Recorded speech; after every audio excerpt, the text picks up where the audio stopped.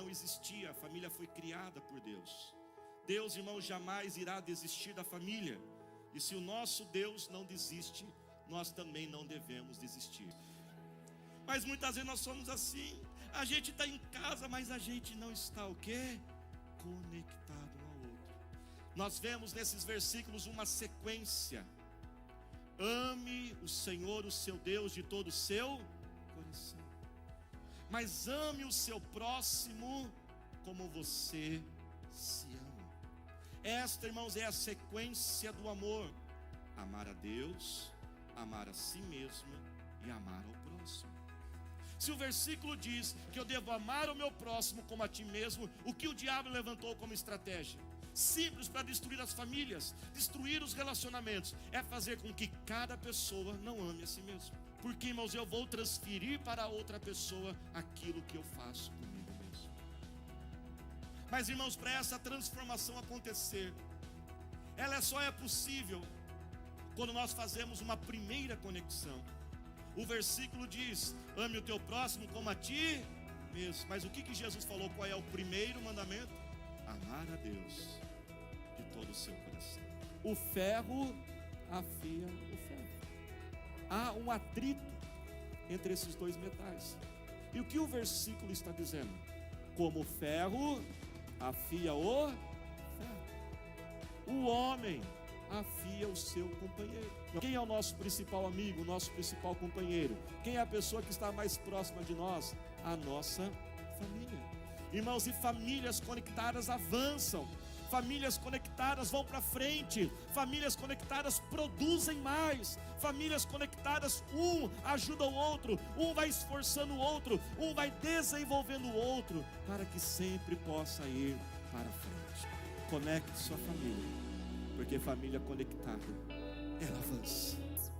O Senhor, Ele não se preocupa apenas conosco, mas Ele se preocupa com todas as gerações que virão após nós. Várias gerações. Aqui, nesta noite, nós encontramos 70, 50, 37 e 11 anos. Os nossos lares estão com todas as gerações junto. E a Bíblia fala que nós devemos o que? Estar conectados para que a bênção de Deus esteja sobre os nossos lares. Por isso que a palavra de Deus aqui diz assim, ó, ensine com persistência. É com valor, é com o seu coração, porque quando você ama muito uma coisa, você fala sempre daquilo.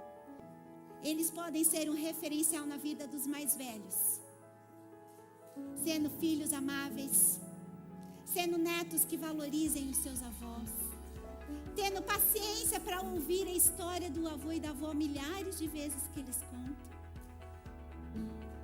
honrando seus pais e mães. E assim, irmãos, nós fazemos um marco, um na vida do outro. E quando nós marcamos a vida um do outro, não tem como nós ficarmos desconectados. Porque esse marco vai além de linguagem, esse marco vai além de geração. Esse marco é um elo do amor, que é o próprio Senhor Jesus no nosso lar. Vamos pegar nossas Bíblias, abrir no livro de João, capítulo 1, verso 14. Quarto evangelho, Evangelho de João, capítulo 1, verso 14. Nessa noite, Deus quer falar conosco de uma forma tremenda e poderosa. Abra a sua Bíblia, mas também abra o seu coração. Nessa noite, irmãos, Deus quer falar conosco sobre o tema desconectar para conectar. Para nós estarmos conectados às pessoas, nós também temos a necessidade de fazermos algumas desconexões. E o livro de João, capítulo 1, verso 14, diz o seguinte: aquele que é a palavra tornou-se carne e viveu entre nós. Vimos a sua glória, glória como do unigênito, vindo do Pai, cheio de graça e de verdade. Vou ler novamente, falando acerca de Jesus, deixando o céu, tomando a forma de homem, vivendo entre nós. Aquele que é a palavra tornou-se carne e viveu entre nós. Vimos a sua glória, glória como do unigênito, vindo do Pai, cheio de graça e de verdade. Diga glória a Deus. Irmãos, quando nós estudamos todas as religiões, e se você fizer esse estudo, você vai chegar a essa conclusão, todas elas apresentam o mesmo padrão.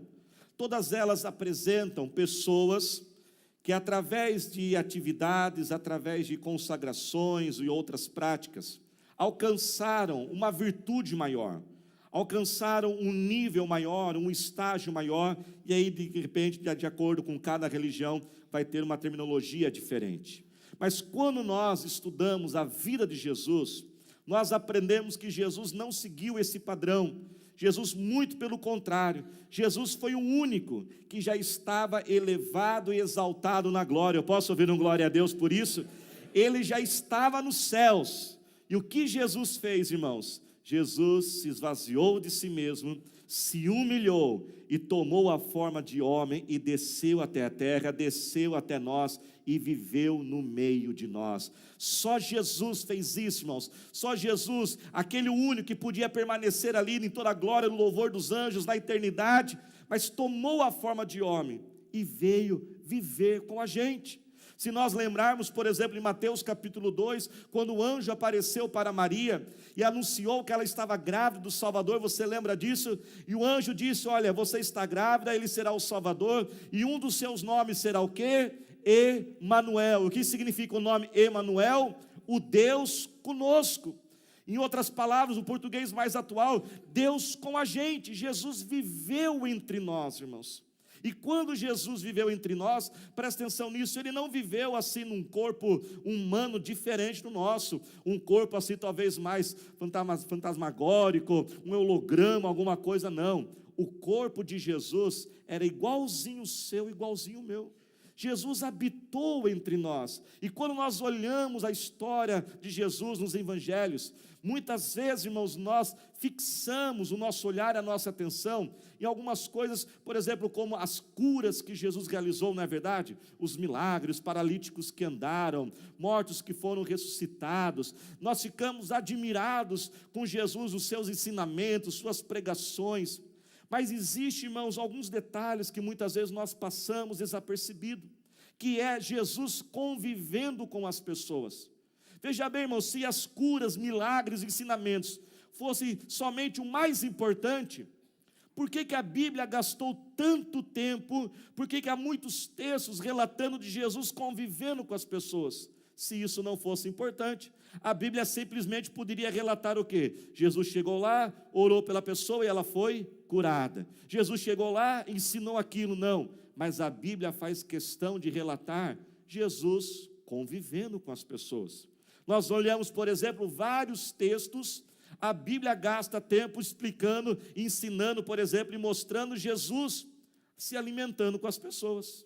Nós vemos Jesus tomando café da manhã, a gente vê Jesus almoçando com os seus discípulos, nós vemos Jesus entrando na casa de pessoas e jantando com elas. Quem está entendendo, diga amém.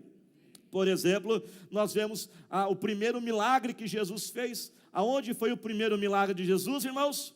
Numa festa de casamento. Jesus estava lá comendo uma coxinha, tomando uma coca, tal, né, conversando com as pessoas. De repente alguém chega e fala assim: Jesus, acabou o vinho, transforma aí. Aí ele pega a água e transforma o vinho, né? Alguns aí estão nesse milagre aí, né, irmãos? Né? Alguns vão pegar a garrafa, galão de água, talvez transformar em gasolina. É a nossa oração hoje, né, irmãos? Jesus transformou a água em vinho, né? Que transforma em gasolina, né? Que nos ajude aí, né? Multiplicou pão e peixe, nós estamos orando para Deus multiplicar também, né? Jesus ali conviveu. Nós olhamos a Bíblia dedicando tempo, falando sobre Jesus viajando. E Jesus caminhava pela Galileia, e foi para Samaria, e ele ali foi com os seus discípulos, e a Bíblia faz questão de relatar os detalhes daquela viagem. Nós olhamos Jesus, por exemplo, conversando com pessoas. João capítulo 4, um dos maiores capítulos do Novo Testamento, o autor ali, ele passa muito tempo, vários textos, muitas palavras, explicando e relatando uma conversa que Jesus teve com uma mulher, a mulher samaritana, ali no poço de Jacó. Nós vemos Jesus entrando nas casas, nós vemos Jesus dormindo ali naqueles lares. Mas por que, irmãos, a Bíblia faz questão de relatar isso? Por que a Bíblia relatou o convívio de Jesus com as pessoas? Pode parecer que é simplesmente, pastor, isso aí foi simplesmente para a gente entender melhor a história. Não, irmãos. O convívio de Jesus com as pessoas foi algo estratégico. Jesus também estava restaurando as pessoas ao conviver com elas. Porque quando nós olhamos para Jesus, irmãos, nós aprendemos algo muito grande e muito profundo, preste atenção. Que a cura da alma de uma pessoa, a satisfação da alma de um ser humano, ela acontece não quando eu somente faço algo para aquela pessoa, mas aquilo acontece quando eu faço algo com aquela pessoa. Jesus curou sim pessoas fisicamente, amém, igreja? Jesus curou pessoas espiritualmente, mas Jesus também curou a alma das pessoas. E a alma de uma pessoa, irmãos, é curada. A alma de uma pessoa, ela é satisfeita quando eu faço algo com ela, quando eu faço algo junto dela, quando eu faço algo convivendo com ela. A verdade, irmãos, é que nós somos especialistas em fazer tudo para os outros. Nós fomos ensinados. Mas fazer algo para os outros, trabalhar para ganhar dinheiro, para sustentar a família, dar um presente para aquela pessoa, é algo muito bom e algo muito certo, temos que fazer, amém, igreja? Mas verdadeiramente, lá no fundo, não sustenta a alma de uma pessoa. E quando nós encontramos pessoas que só vivem fazendo as coisas para os outros, nós podemos encontrar a frustração no seu coração, podemos encontrar a decepção. Não é difícil, por exemplo, nós escutarmos pessoas dizendo: olha, eu estou cansado, tudo que eu faço para ela, nada está bom, nunca é suficiente. Alguns talvez até dizem lá em casa, né? Talvez você já disse alguma vez: olha, acho que nem 10 eu, pastor, nem fosse 10 de mim, seria suficiente para essa mulher, porque nada está bom para ela. Às vezes fazemos tantas coisas para os filhos, e eu faço tudo para eles, mas eles não reconhecem. Por quê, irmãos? Porque a satisfação da alma está naquilo que eu faço com a pessoa.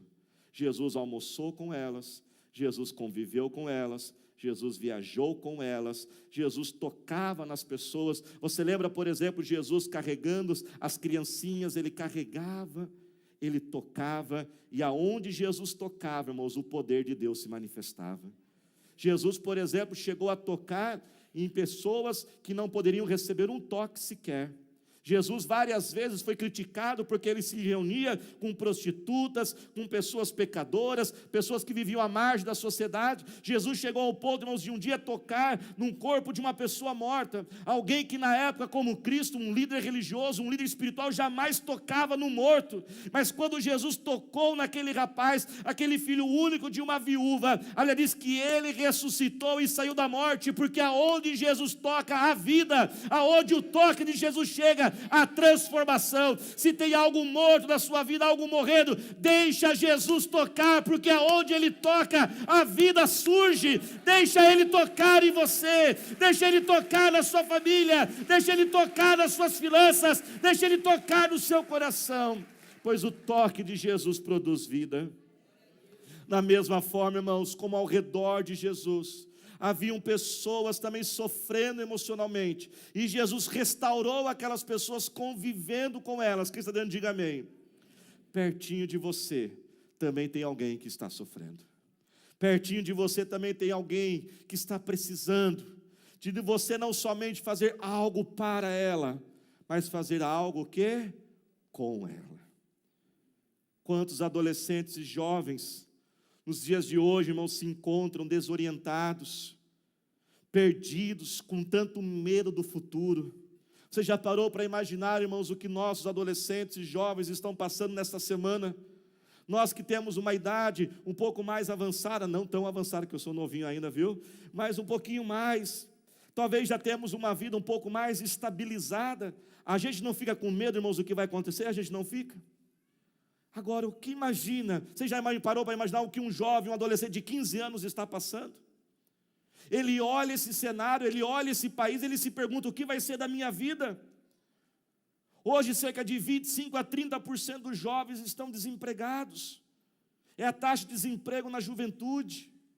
Quantos perto de nós, irmãos, estão se encontrando solitários, sozinhos? mesmo às vezes no meio de tanta gente em volta.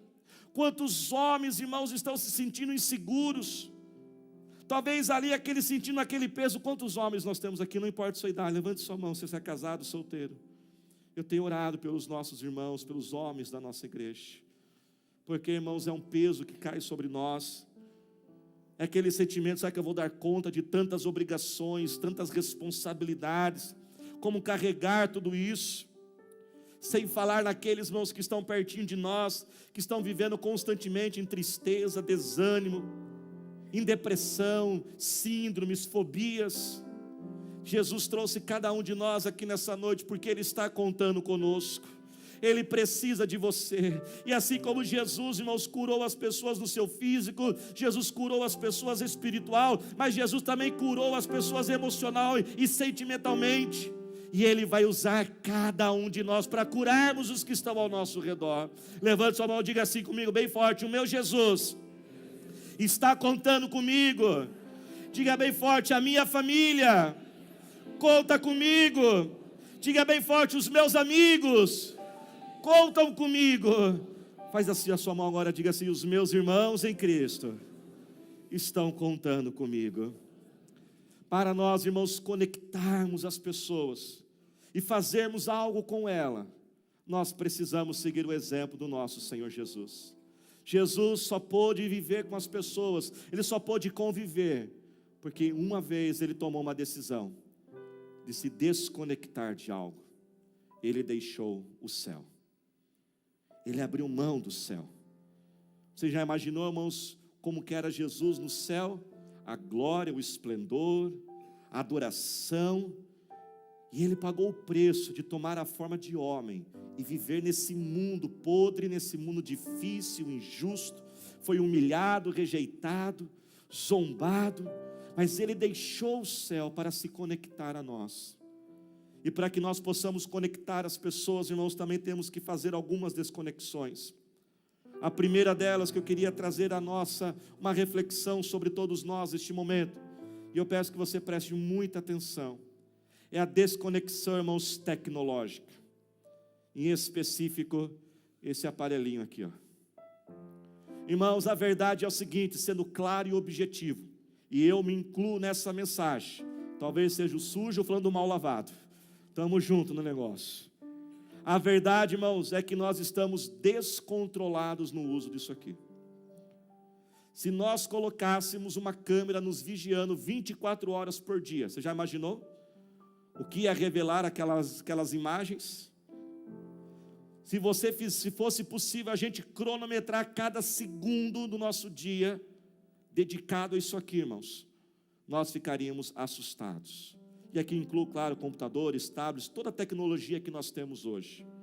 Isso, irmãos, tem gerado vários transtornos. O primeiro transtorno é que os nossos relacionamentos, as nossas amizades estão cada vez mais fracas. Estamos cada vez mais distantes das pessoas. Não estamos mais satisfazendo a alma da pessoa que está perto de nós. Porque, irmãos, a tecnologia pode avançar, o mundo pode se desenvolver, mas ser humano ainda é ser humano. O ser humano ainda é o mesmo. Nós precisamos do contato físico. Mas como temos o contato físico se estamos presos nessa telinha? Rani, vem aqui me ajudar, por favor. Rani é o jeitinho amoroso que eu chamo ela, viu, irmãos? Né? O ser humano, diga comigo, o ser humano ainda é ser humano. Jesus, irmãos, tomou a forma de homem, habitou entre nós, e Ele teve contato com as pessoas. Ser humano ainda precisa, irmãos, de pegar. Cria esse hábito na sua casa, ficar pegando mais nos outros assim, de dar uns abraços de vez em quando, dar uns beijinhos. O ser humano precisa de beijo, precisa de cosquinha, cutucar, precisa dar as mãos e andar de mãozinha dada. Nós precisamos fazer algo com as pessoas.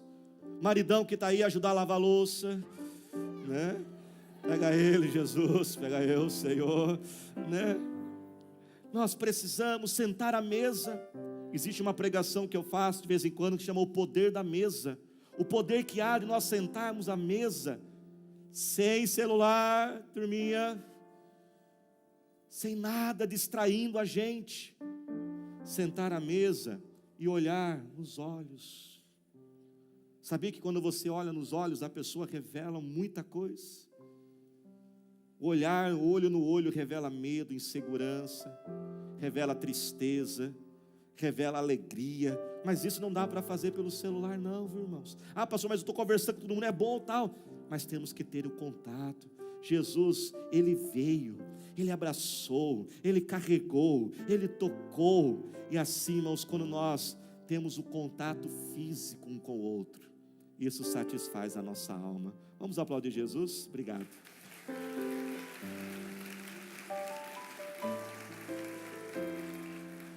Hoje, ao final desse culto, o que nós vamos fazer nesse culto? As famílias estarão vindo aqui em cima, todos nós estaremos vindo aqui em cima, e vamos orar, vamos pôr as mãos. Por que na nossa igreja nós não abrimos mão de ungir com óleo, pôr as mãos sobre as pessoas? E nós estávamos organizando e preparando esse culto, e o pessoal perguntou assim: pastor, mas o senhor vai ficar também orando aqui com o pessoal tal? Eu falei: não, eu vou deixar o pessoal orar. Mas pastor, o que o senhor vai ficar fazendo nessa hora? Eu falei: vou ficar dando um cheiro em todo mundo, eu vou ficar abraçando. E já fiz isso nos 2 cultos, irmãos, que gostoso. Nós precisamos. O segundo transtorno que tem gerado, irmãos, o descontrole do uso da tecnologia, é o transtorno também de produtividade. Nós ficamos horas e horas e horas, e são seriados, Netflix, Instagram e Facebook, e a gente vai indo, irmãos, e nós não podemos, irmãos, ficar confusos. Nós temos que entender, muita informação não significa muito conhecimento. Nós podemos nos encher de informações, mas você pode ter muitas informações e mesmo assim não ter sabedoria nenhuma. E aquele tempo que nós dedicamos àquilo que nós poderíamos estar usando para ler, para estudar, irmãos, a gente vai pegando isso aqui, a gente vai entrando. Se você não estabelecer limite, você entra ali no Face, vai começando aqueles negócios lá, e passa meia hora, 1 hora, 2 horas, não é verdade, irmãos? E você nem percebe, e você vai se enchendo de tanta coisa, que às vezes você fica se perguntando. E aí você pega, não, porque lá Coreia do Norte, a Coreia do Sul, e o garotinho da bomba lá, né, o baixinho da bomba lá, e ele foi lá em reunião. Aí você pega a reunião entre o líder da Coreia do Norte, da Coreia do Sul, e você pensa que é um negócio assim, né, irmãos? Aí eles atravessam, quem viu isso aí? Você viu isso aí? Eles atravessam um negocinho assim. Fala: mas é isso que era né? Uma casinha azul feia, falando: nem tem uma tinta para pintar o negócio lá. E a gente vai olhando aquilo, e esses dias então, com toda essa notícia da gasolina, então a gente se pega olhando, irmãos. E ontem eu fiquei abismado comigo mesmo. Ontem eu me peguei, irmãos, olhando, e na hora que eu olhei assim, comentário do Ratinho acerca da greve. E eu assisti o negócio. O que importa saber que o Ratinho está falando? Você assistiu também, alguns pegaram aí, né? Aí você fica: não, mas fulano de tal falou isso. E a gente vai entrando naquilo. Irmãos, nós vamos sendo cada vez menos o quê? Produtivos. Empresas já estão mandando embora funcionários por justa causa, pelo descontrole do uso disso aqui. Você sabia disso? Recentemente, essa semana, eu conversava com um irmão da igreja. Ele tem o seu negócio próprio. Ele falou assim: pastor, nesta semana eu vou ter que demitir uma funcionária da minha empresa, pois ela está descontrolada. Pesquisas já comprovam que funcionários estão perdendo de 25% a 30% do tempo de trabalho com isso aqui. Está lá digitando, e aí de repente o negócio toca, ele olha, aquilo já vai distraindo e vai somando aqueles minutos, irmãos. Nenhuma empresa sobrevive pagando um funcionário para trabalhar 8 horas por dia, e ele tendo que gastar 2 horas desconectados ali, envolvido na internet.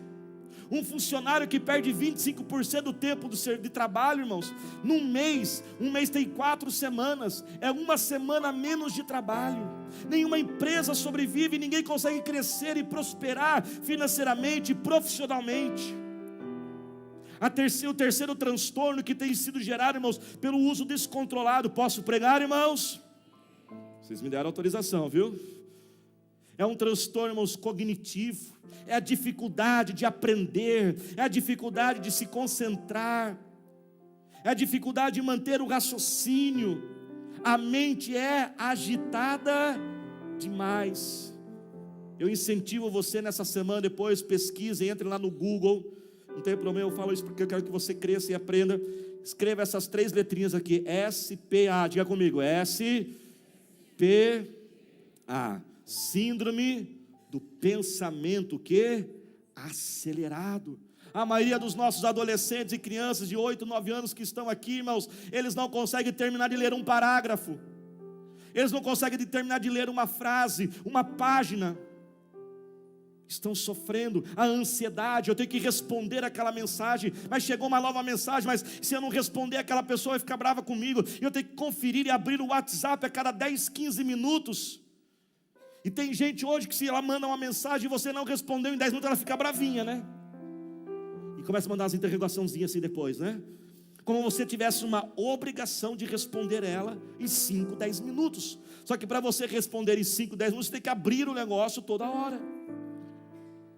E o terceiro transtorno, irmãos, que tem sido gerado é o transtorno físico. Uma vida sedentária, uma vida sem prática de exercícios, dores no corpo. Quem já viu aquelas reportagens que o ser humano está ficando encurvado de novo? Você já viu? Porque a gente está toda hora o quê? Assim. Pare no ponto de ônibus, pare numa sala, num consultório de espera, você vai ver, está todo mundo o quê? Assim. Já está tendo o WhatsApp tendinite, né? Que é tendinite no dedão, viu, irmãos? De tanto que fica o quê? Digitando. Fora acidentes. Fora quem fica dirigindo, mexendo no celular. Ai, irmãos, o Espírito Santo está me revelando um negócio agora. Olha, está vindo assim do Espírito Santo, viu, irmãos? Eu não sei quem é aqui que dirige e mexe no celular ao mesmo tempo. Acho que a minha mão vai guiar aqui, ó. Alguns estão até com medo já de onde eu vou apontar, né? Fala para o seu irmão, faz assim com o seu dedinho, fala para ele, nada de dirigir usando o celular. Fala para ele aí. Deus me revelou, viu, irmãos? Tem uns que vão até fugir de mim no final do culto, viu? Mas, irmãos, nós temos que desconectar. Quem está entendendo, diga amém. Essa mensagem comecei já a preparar algum tempo atrás, irmãos. E eu comecei a pôr em prática lá em casa. E o pessoal está uma fera comigo. E eu comecei a instituir algumas horas do dia sem tecnologia nenhuma. E eu vou chegar ao ponto de desligar o roteador. Eu disse, pastor, mas pai, a gente liga o 3G. Eu sumo com o 3G também, né? E esses dias, falei, filha, agora aqui dessas próximas 2 horas, você vai mexer em nada. Falou assim, pai, mas o que eu vou fazer?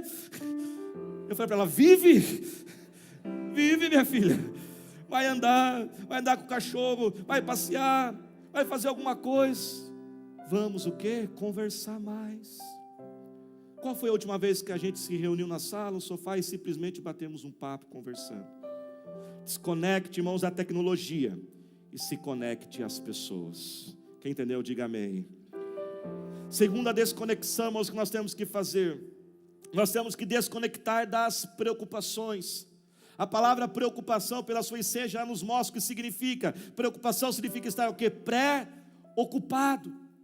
E quando nós ficamos, irmãos, cheios de preocupação, cheios de pensamentos, de nervosismo, o que eu vou fazer, como que eu vou resolver aquilo, eu tenho que fazer aquilo lá, eu tenho que responder aquela pessoa, tenho que dar uma solução para aquilo, e agora como que eu vou dar o jeito? Nós ficamos o quê? Ocupados, cheio, a mente está cheia, o corpo está cheio, e sabe o que acontece, irmãos? Quando nós estamos tão cheios dentro de nós ficamos insensíveis ao que os outros estão passando ao redor. Essa tem sido uma estratégia, irmãos, muito forte do diabo, para fazer com que a gente não se preocupe com os outros, nós não viemos a ter sensibilidade com a pessoa que está perto de nós, porque eu estou cheio de preocupação, estou muito o quê? Ocupado. E eu os confesso e falo isso com muita vergonha, esses dias o Espírito Santo chamou a minha atenção, já tinham se passado 2 dias, e o Espírito Santo revelou para mim e falou assim, olha, já se passaram 2 dias e você não mandou uma mensagem para uma pessoa perguntando como ela estava. E eu fiquei muito envergonhado pela função que eu tenho como pastor, de cuidar de pessoas, se preocupar com pessoas. E eu percebi que aquelas preocupações estavam me enchendo. E eu estava tão preocupado com aquilo que eu tinha que fazer, as minhas tarefas, as soluções dos projetos, das necessidades que tenho, que eu estava o quê? Insensível aos que estão perto de nós. Pessoas perto de você e de mim estão precisando de nós. Mas a nossa mente está o quê? Muito ocupada. Filipenses capítulo 4, verso 6 diz o quê? Não andeis inquietos, preocupados por coisa alguma, mas apresente através da oração a sua necessidade. E quando você apresentar em oração uma paz que excede todo entendimento, ela guardará o seu coração. E ali eu me arrependi, fui orar, falei: Senhor, me perdoa por isso. Perdoa, Deus, Pai, passar o dia inteiro preocupado com aquilo que eu tenho que fazer. E eu coloquei as minhas necessidades perante Deus, irmãos. E depois que eu terminei aquela oração, rapidamente me veio à mente uma pessoa da igreja. Na hora mandei uma mensagem para ela, perguntei: olha, está tudo bem aí com você? Eu estava aqui orando e você me veio à mente. E ele começou a agradecer, falou assim: pastor, eu acabei de sair de um lugar, fizeram uma proposta para mim, e eu estava confuso, mas essa mensagem do Senhor que chegou agora, mostrou e trouxe paz no meu coração, que Deus está comigo, Ele vai me dar orientação. E quando nós nos esvaziamos daquelas preocupações, nós somos mais sensíveis ao que os outros estão passando. Quem está entendendo, diga amém. Desconecte das preocupações e se conecte com as pessoas. Terceira desconexão, irmãos, são as ofensas. Irmãos, não tem como nós escondermos. Aonde tem gente, nós ofendemos e magoamos uns aos outros. Existe um versículo, irmãos, no livro de Provérbios, capítulo 14, que ele é muito difícil de você entender ele, sabe? Você tem que fazer assim vários cursos de teologia para você entender o versículo. O versículo fala assim: aonde tem boi, tem cocô. É isso o versículo, é isso mesmo. Precisa de muito estudo para entender, né? Aonde tem boi, tem cocô. Você já foi aonde tem boi? É cheiroso ou é fedido? Fedido, né? Está lá no livro de Provérbios. Irmãos, e aonde tem gente, tem cocô. Aonde tem gente, o negócio não sai muito bem. A gente fere, a gente machuca um ao outro, não é verdade? A gente pisa na bola um com o outro. Mas aí nós temos que fazer uma escolha. Ficaremos agarrados à ofensa e desconectados das pessoas, ou nós vamos permitir nessa noite, olhe para cá, que o Espírito Santo inunde o nosso coração do perdão, possamos ser cheios da paciência, porque não dá para ter os dois ao mesmo tempo. Não dá para agarrar a ofensa e agarrar as pessoas. Para se conectar às pessoas, é preciso desconectar da ofensa. Quando nós permitimos, irmãos, a ofensa em nós começamos a caminhar caminhos terríveis. Um deles, preste atenção nisso, é o caminho do silêncio. Silêncio é uma das maiores e piores agressões que alguém pode fazer para outra pessoa. A gente vai ficando ofendido, magoado, o que a gente vai fazendo? Ficando quieto. Já percebeu, não é assim? Não falo mais. O que adianta falar? O que adianta fazer? Deixa eu aqui no meu cantinho e vamos silenciando. E ali a gente vai se fechando. E esse silêncio, irmãos, é uma tortura, presta atenção, para as pessoas que estão perto de nós. Desconecte da ofensa e se conecte às pessoas. Quarta desconexão que nós temos que fazer. A desconexão, irmãos, do nosso orgulho, da nossa posição. Nos humilharmos e reconhecer que nós precisamos das pessoas. Jesus, a Bíblia diz em Filipenses 2,7 que Ele esvaziou a si mesmo sendo Deus, não teve por usurpação viver como Deus na terra, mas viveu como homem. O orgulho, irmãos, está mais dentro de nós do que nós imaginamos, e esse orgulho faz com que a gente se distancie, faz com que a gente comece a olhar os outros de cima para baixo. O livro de Provérbios diz que Deus odeia o olhar altivo, é o olhar de cima para baixo. Olha, essas pessoas fazem tudo errado, e se tornam críticos, se torna uma pessoa que só fica cobrando os outros, alguém que não pode pedir ajuda para os outros. Esses dias, como eu disse, eu passei por um processo de cirurgia e tive que ter uns dias de repouso, irmãos. E um dia eu levei uma bronca da senhora que trabalha lá em casa. Ela falou assim: pastor, chega, fica quieto um pouco, peça ajuda. Faz assim com o seu dedinho, o seu irmão fala assim: peça ajuda, fala para ele aí. Irmãos, desconecte da sua posição, do seu orgulho, e conecte-se com as pessoas. A quinta desconexão que nós temos que fazer, nós temos que desconectar, irmãos, do eu. Muitos de nós vivemos apenas, e a nossa vida se resume a eu mesmo e mim mesmo.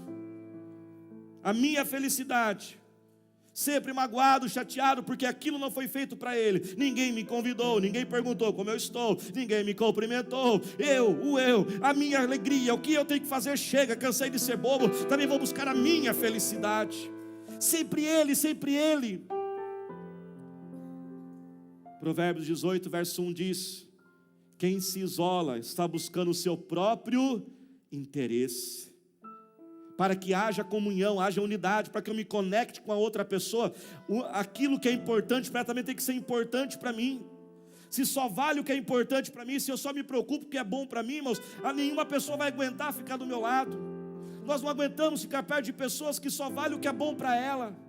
Você já viu gente falar assim: olha, se for para fazer assim desse jeito, então eu não faço. Soa bonito, né? Parece que a pessoa está num outro nível, né? Mas o Provérbios também diz: aquele que se isola, busca o seu próprio interesse. Presta atenção, olha para cá.